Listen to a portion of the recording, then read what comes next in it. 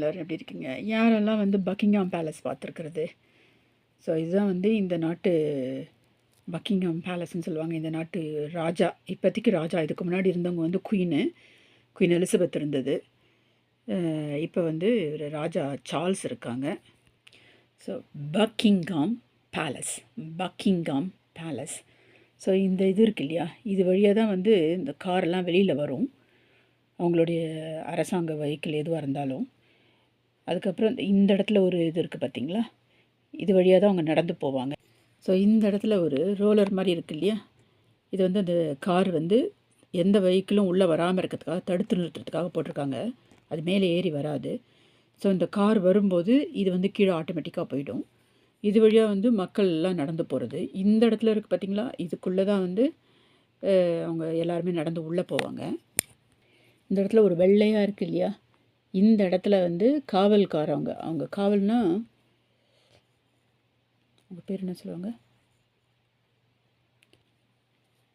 So எப்போதுமே வந்து இந்த மாதிரி ஒரு விசேஷம் நடக்குதுன்னு சொன்னால் அவங்க வந்து அந்த மாடியில் வந்து அவங்க வந்து உங்களுக்கு வந்து கை காட்டுவாங்க. எப்பொழுதுமே நம்மளை எல்லாரும் வரவேற்று வணக்கம் சொல்லி ஹலோ சொல்கிற மாதிரி இருக்கும். இந்த பக்கிங்ஹாம் பேலஸ்க்கு முன்னாடி எப்பொழுதுமே கூட்டம் இருந்துக்கிட்டே இருக்கும். எப்போதுமே இது வந்து ஒரு நல்ல என்ன சொல்கிறது, டூரிஸ்ட் பிளேஸு. எல்லோரும் வரவங்க எல்லோரும் பார்த்துக்கிட்டே இருப்பாங்க. ஸோ அந்த அரண்மனையிலேருந்து காரெல்லாம் போகுது, வெளியில் வருது உங்களுக்கு. இதுக்கு பேர் மால்னு சொல்லுவோம், MALL மால். பெரிய வளாகம், இது பெருசாக இருக்கும்.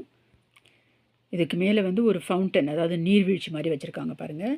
இது வந்து அதுக்கு முன்னாடி இருந்தவங்க விக்டோரியா அவங்களுடைய இது சிலை. ஸோ அது பின்னாடி இருக்கிறது பேலஸு. அங்கேருந்து அந்த கார்லாம் வருது பாருங்கள், வெளியில் வருது. போன பதிவில் சில வார்த்தைகள்லாம் பார்த்தோம், ஆங்கில வார்த்தைகள் எப்படி உச்சரிக்கிறதுன்றது. ஹெட்ரோ பட்டர்னல் அப்படின்றத பார்த்தோம். என்ன பொருள் ஞாபகம் வந்துச்சா உங்களுக்கு? கருமுட்டை ஃபெர்டிலைசேஷன் ஆகிறது வந்து 3லேருந்து 4 நாட்களுக்குள்ளே கருமுட்டை ஆகிறது. அதற்குள்ளேயோ அல்லது சில சமயத்தில் 14 நாட்களும் ஆகலாம். அதற்குள்ளே வந்து 2 பேரிடம் ஒரு பெண்மணி உறவு கொண்டிருந்தாங்கன்னு சொன்னால், இரட்டை குழந்தைகளாக இருக்கட்டும் அல்லது எந்த ஒரு குழந்தையாக இருந்தாலும் சரி, இந்த ஆராய்ச்சியின் 2 குழந்தைகள் வந்து 2 தந்தையாருக்கு பிறந்ததுன்னு சொல்லிட்டு தெரிய வந்தது. ஓகே, இன்றைய வார்த்தை வந்து எக்ஸ்கர்ஷன். ஸோ இதுக்கெல்லாம் வந்து நீங்கள் வந்து தமிழில் நான் ஏன் எழுதலைன்னு சொன்னால், நீங்கள் வந்து அந்த கேப்ஷன் போட்டிங்கன்னு சொன்னால் உங்களுக்கு தமிழில் வரும் உங்களுக்கு. ஸோ அந்த வீடியோக்கு கீழே CC அப்படின்னு 2 வார்த்தை, 2 எழுத்து இருக்கும், சப்டைட்டில்ஸ் அப்படின்னு சொல்லிட்டு. அதை நீங்கள் போட்டாலே உங்களுக்கு வந்து தமிழில் வந்து உங்களுக்கு வரும். எக்ஸ்கர்ஷன் அப்படின்னா எப்படி சொல்கிறது அப்படின்னு சொல்லிட்டு அதை பார்த்து நீங்கள் தெரிஞ்சுக்கலாம். அதனால தான் நான் தமிழில் எழுதலை. எக்ஸ்கர்ஷன்னா நம்ம வந்து எக்ஸ்கர்ஷனுக்கு போயிட்டு வருது, பள்ளிக்கூடத்தில் வந்து உல்லாசத்துக்கு போயிட்டு வருவோம் இல்லையா, சுற்றுலா, உல்லாச சுற்றுலா போயிட்டு வருவோம் இல்லையா, அதான் excursion. Excursion. Gender, gender, GENDER, GENDER. ஜெண்டர்னா ஆண் பாலா பெண் பாலா அப்படின்றது. இந்த PORTION எப்படி சொல்லுவீங்க? போஷன். போஷன். TION எது வந்திருந்தாலும் ஷன், போர்ஷன் அப்படின்னா ஒரு பகுதி.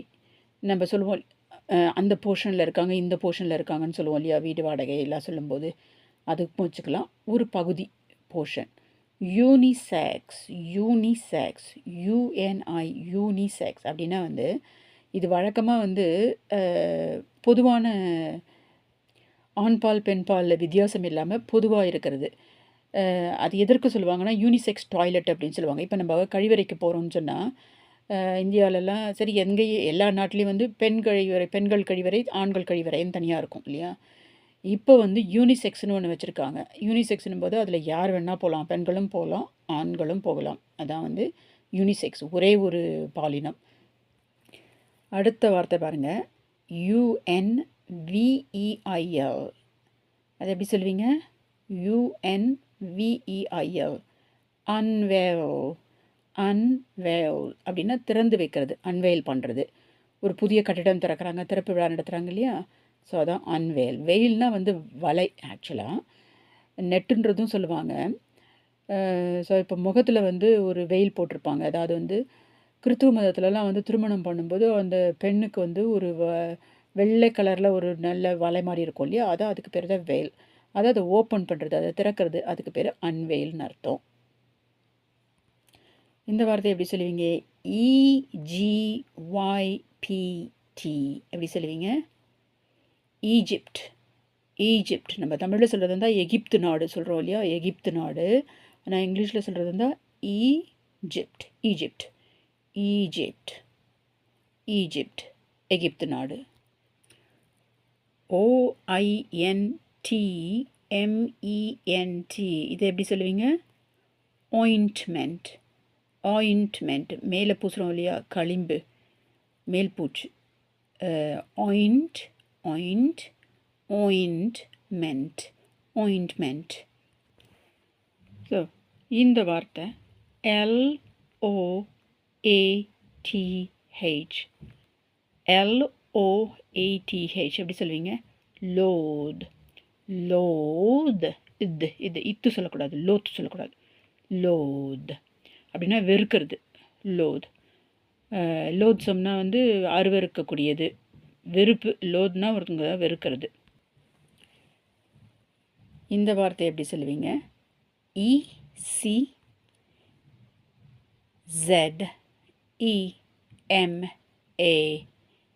எப்படி சொல்லுவீங்க? ECZEMA. எக்ஸீமா. எக்ஸீமா எக்ஸீமா எக்ஸீமானா நம்ம தோல் அரிப்பு வருது இல்லையா, அதுதான் வந்து எக்ஸீமா சொல்கிறது. எக்ஸீமா தோல் அரிப்பு.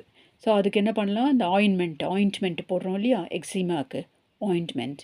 Eczema eczema ointment. SCABIES scabies. Scabies. ஸ்கேபிஸ்னால் சொரிசரங்கு.